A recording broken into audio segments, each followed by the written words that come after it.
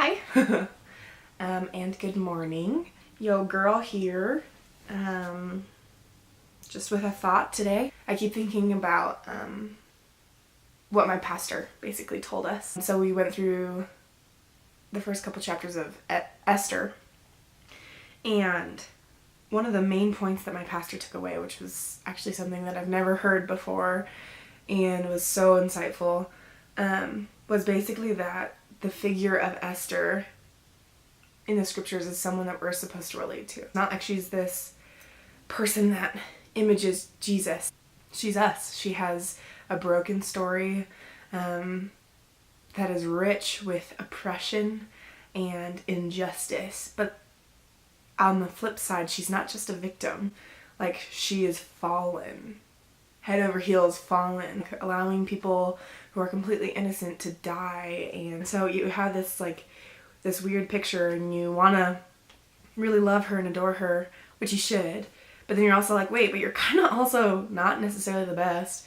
So what am I supposed to view you as? And honestly, you're supposed to view her as yourself. Now that sounds kind of demoralizing. It's a little sad. The joyful part of this is that God uses her to save a nation. Or he uses her to preserve his people. It's a huge task for any person, especially someone who's corrupted, especially someone who has such a horrible story. But that's the story of us too. So my encouragement today is, as you're getting ready for work, or as you're interacting with people and having conversations and just going through the monotony of your life, first try to embrace that you are someone who has a story that has elements of rejoice and elements of hardship. Recognize and embrace that story.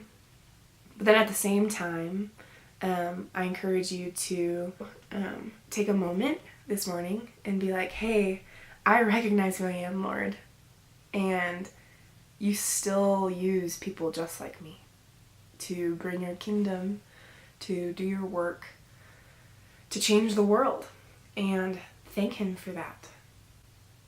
Thank him for using broken people for a broken world, which he will make completely whole.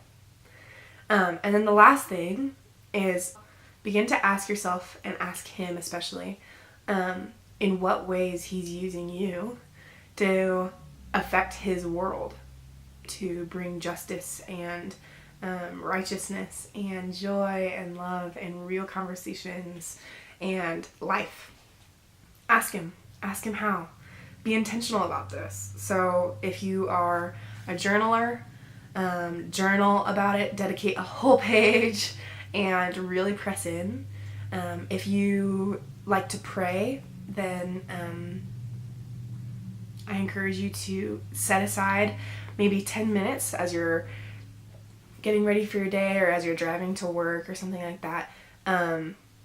Just dedicate 10 minutes and be like, okay, I am praying about this specific thing. How is the Lord using me, either today or this week or this year, or in the future? You can, whatever time frame you want, you can do yourself. But really begin to press into this. If you are kind of not really keen on journaling or praying or anything like that, if you like to meditate, so basically just pausing your day and focusing mentally and kind of within your heart on either the truth that God uses broken people to be restorers, then do that. Set aside 10 minutes.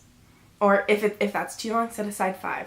And really work on believing that the Lord uses people just like you, just like me, to bring his world into restoration. So those are just some tips. Something that I personally do is I like to journal, but I also like to draw. I'm not good at drawing, dear Lord, dear Lord, dear Lord. So what I do is I in my journal, I'll put on one page, I'll say you know, like purpose or calling or ministry, or in this case, I just did Esther. And then I drew what I felt like was royalty. And at the same time, in the same picture, what I felt like was corruption. And so basically what that symbolized to me was, okay, God makes good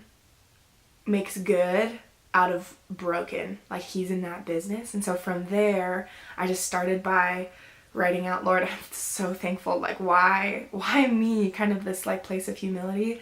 But then I reminded myself that he adores me and he adores you. In fact, when he looks on you, he sees his son, Jesus, in the same adoration and pride that he sees him. He sees you. And he says, no, I'm going to use you. I'm going to use you to change my world. I like to journal because your girl's brain is like all over the place. It's crazy. And if I journal, I can actually keep my thoughts straight. So I encourage you to try to do that if you're kind of like me and you're all over the place. But that's just a thought for today. If you feel like the Lord impresses on your heart, like exactly what that looks like, leave a comment below. I'd love to hear and start praying into that for you. Yeah, and I hope you have a great day.